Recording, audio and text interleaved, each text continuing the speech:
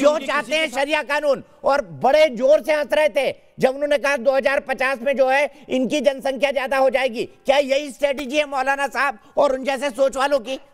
देखिए, जो अश्विनी उपाध्याय ने कहा उस बात पे मैं कुछ केवल तथ्य रखना चाहता हूं, बाकी आपके दर्शक स्वयं निर्णय कर लें।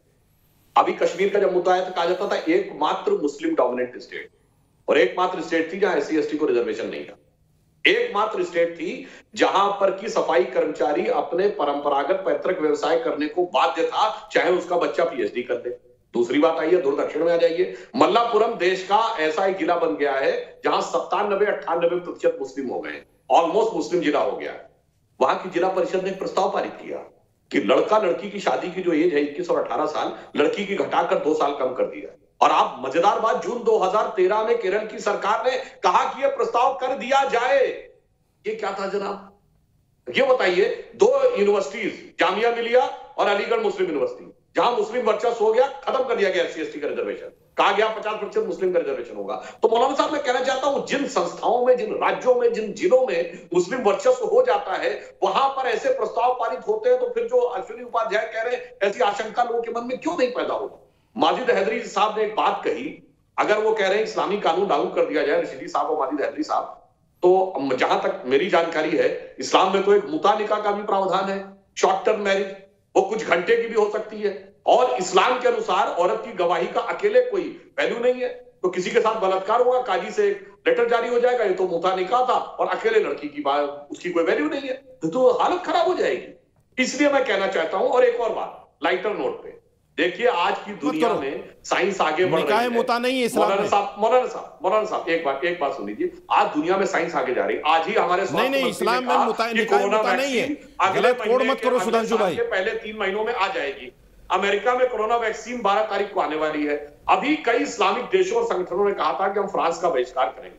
मैं विनम्रता से पूछना चाहता हूं, कोरोना वैक्सीन या तो अमेरिका में आने वाली है, जिसको अपना सबसे बड़ा दुश्मन मानते हैं, या रूस ने निकाली है जो खुलेआम इस्लामिक टेररिज्म की बात करता है, या यूरोप है उस दौड़ में जिसके बारे में आप कह चुके हैं हम बहिष्कार करेंगे, या फिर इजराइल है, या फिर भारत है। बताइए, 56 इस्लामिक देश है, ये तो कह रहे हैं कि हम तीसरे ट्रायल पे हैं। किस इस्लामिक देश में कोरोना वैक्सीन का पहला ट्रायल भी हुआ? सोचिए, इस पे गौर से सोचिए। या जिनको आप काफिर कहेंगे उससे वैक्सीन लगवाएंगे, फिर आप कहेंगे फिर हम काफिरों के खिलाफ लड़ाई लड़ेंगे। ये मुस्लिम समाज को सोचना पड़ेगा कि दुनिया में जबकि मुस्लिम देश ऐसे हैं 12-13 जिन पे पैसा बरस रहा है पैसा मिडिल ईस्ट, आप चाहे क्या क्या रिसर्च नहीं कर सकते, पर क्यों नहीं कोरोना वैक्सीन की रिसर्च पे कोई मुस्लिम देश है? इसी जहनियत ने कब्जा कर रखा है इस पे। इस वजह से किसी कंस्ट्रक्टिव काम में आगे नजर नहीं आते।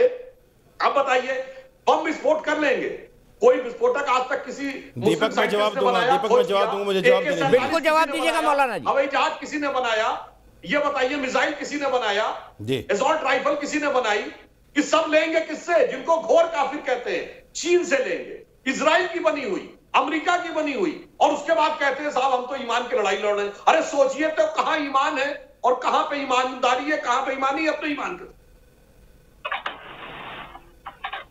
मौलाना साजिद रशीदी जी, अब मुझे एक बात बताइए, ये इन्होंने बोला था हर 20 मिनट में एक बलात्कार होता है, पर हलाला के नाम पर जो होता है, बहु विवाह के नाम पर जो होता है, 3 तलाक के नाम पर जो आपके घरों में होता है, उसके बारे में क्यों आप नहीं बोलते, जिसके बारे में चिल्ला कर माजिद हैदरी बोल रहे थे? मैं जवाब दे देता हूं, सुनिए, 1 मिनट दीजिए मुझे 1 मिनट दीजिए, मैं बात करता हूं, मैं जवाब देता हूं।